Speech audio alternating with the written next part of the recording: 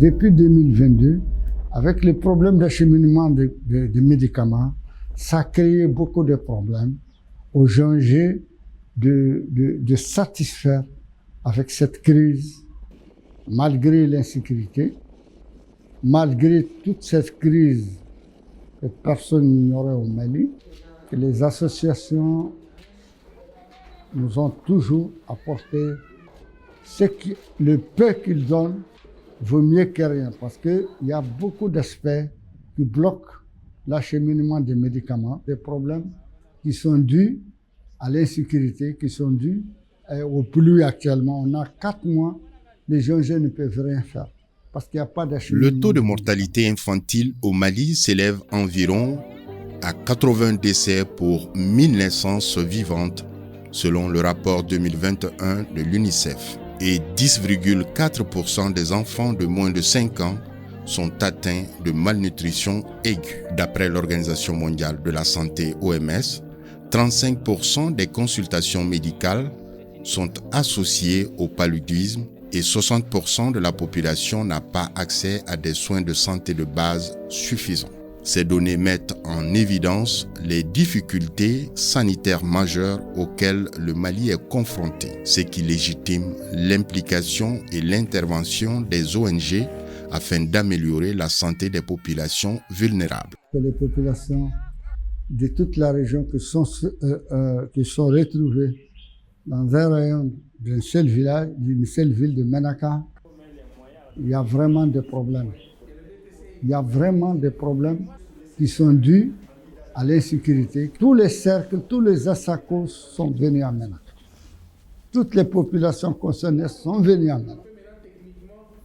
Avant ce temps-là, le Fujim, les ONG donnent beaucoup de médicaments. Ils aident l'évacuation des malades, ils aident la césarienne, ils aident même s'il y a des malades graves qui vont à Gao, c'est eux qui les aident. Mais actuellement, ils ne peuvent pas faire ça. Tant qu'on n'a pas arrivé à avoir un acheminement par vol, par des avions, on ne peut pas aller sur les routes, tout est bloqué. Donc ça a créé beaucoup de problèmes. Et c'est ce qui a aggravé la situation de santé dans la région de Menaka.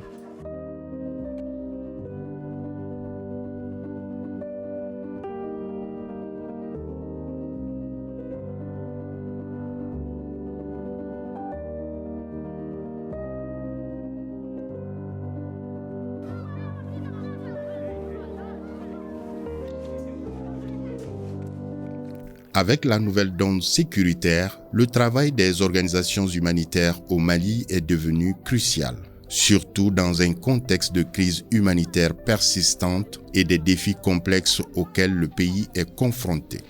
Et puis, Ningilgari Kaelen, né en cas conseil président de Wele, Kayingalike.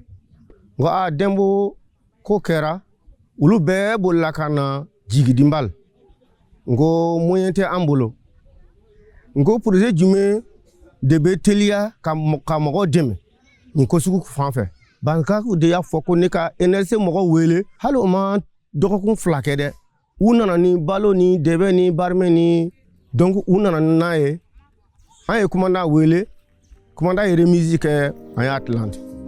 Créé en 2010 par une 50aine d'ONG, aujourd'hui le Forum des organisations internationales au Mali, FONGIM, compte 110 ONG internationales intervenant dans plusieurs secteurs sur l'ensemble du territoire national.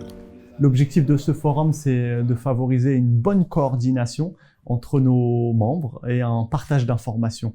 Donc le travail se fait principalement ici à Bamako, à travers différents groupes de travail, mais aussi sur le terrain pour assurer une coordination dans les différentes régions du Mali. Et on a tout un travail de collaboration, de coordination que nous menons avec les autorités maliennes, que ce soit ici à Bamako au niveau des différents ministères, et notamment notre ministère de tutelle, le ministère de l'administration territoriale et de la décentralisation, mais aussi au niveau des régions, avec les autorités régionales, les gouvernorats, et également les municipalités et les conseils régionaux.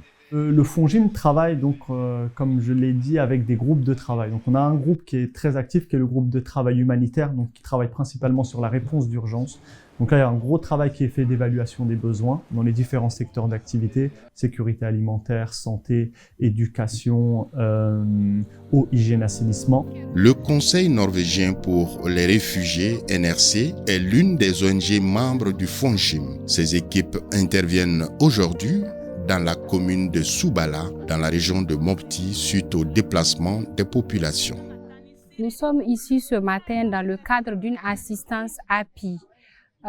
Au préalable, nous avons reçu une alerte venant de la commune de Soubala, précisément le village de Tatadji. La population de Tatadji s'est déplacée vers le village de Kende, dans la commune de Bankas. Nous avons eu à mener une évaluation rapide de protection.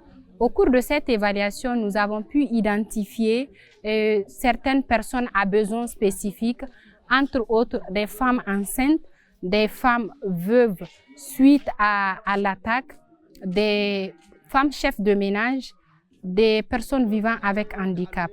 Nous apportons des assistances en kit vestimentaire, des assistances en API. Et comprenez par API, assistance de protection individuelle. C'est un travail de partage d'informations pour évaluer les besoins et de positionnement de nos ONG pour pouvoir apporter une réponse pour assister les populations vulnérables. Et l'objectif, c'est vraiment de faire en sorte que nos activités soient coordonnées pour améliorer l'efficacité de l'aide. On insiste beaucoup sur l'ancrage, l'ancrage territorial et l'acceptation de nos ONG par les communautés. Donc les communautés sont les premières à nous soutenir parce qu'elles bénéficient de nos actions et ce sont les premières à favoriser les négociations pour permettre à nos membres et à nos personnels sur le terrain d'avoir accès. Déterminés à rassembler leurs compétences et leurs connaissances au service d'un développement humain équitable et durable, Terre des Hommes est également l'une des ONG membres du FONGIM. Elle intervient dans plusieurs régions du Mali et dans différents volets, dont la santé. Nous intervenons à travers 3 programmes majeurs, la santé, la migration et l'accès à la justice. Par rapport à la santé, nous intervenons selon 3 axes majeurs. Le premier axe, c'est par rapport à la santé maternelle, néonatale et infantile.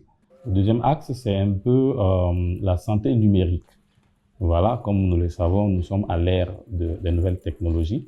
Donc, nous œuvrons en utilisant les nouvelles technologies en vue d'améliorer l'application, l'utilisation des protocoles nationaux, de sorte que les prises en charge au niveau des établissements de santé puissent s'améliorer. Et l'autre volet sur lequel nous intervenons, c'est vraiment le renforcement du système de santé.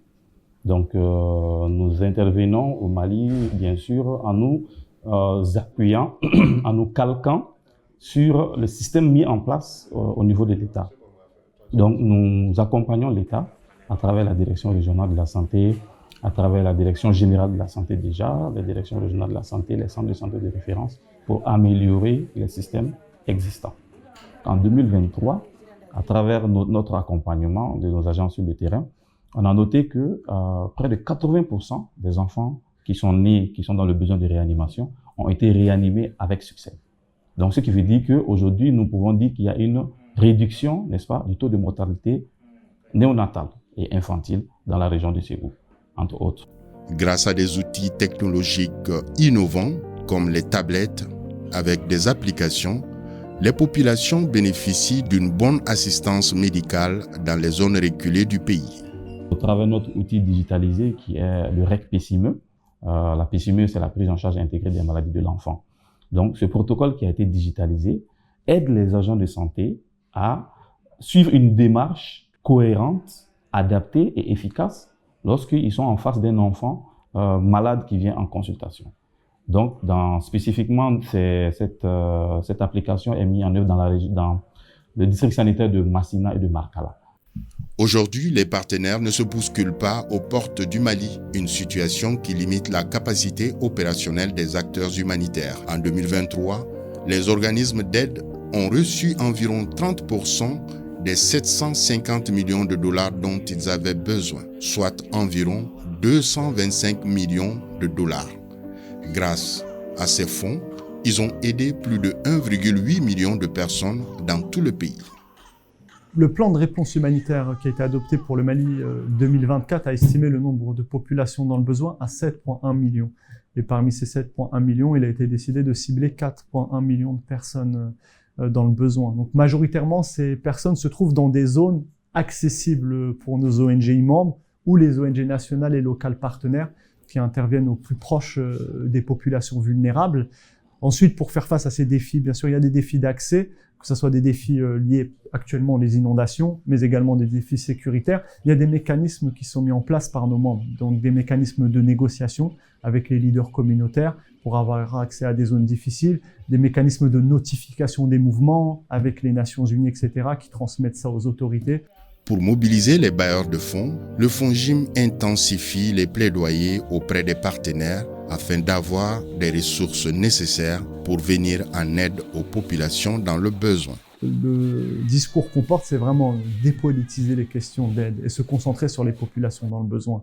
Donc il y a un gros travail qui est fait, notamment au niveau des bailleurs de développement, parce que les financements humanitaires sont là, sont pas au niveau espéré. Donc on continue à sensibiliser les différents partenaires pour pouvoir avoir des montants suffisants pour répondre aux urgences. Mais la question importante pour nous et pour le Mali, c'est la question du développement et des solutions durables.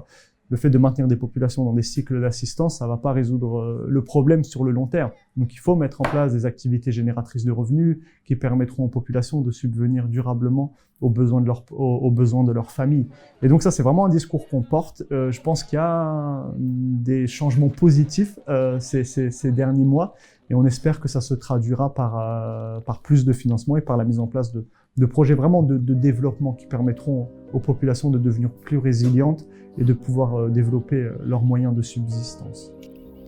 Selon le plan de réponse humanitaire en 2024, 7,1 millions de Maliens ont besoin d'aide, dont 23% des femmes et 54% des enfants. La réponse humanitaire ne ciblera que 4,1 millions de ces individus. La vulnérabilité est encore plus grande dans les régions affectées par le conflit dans le nord et le centre du Mali, où les difficultés d'accès et les déplacements multiples aggravent la situation.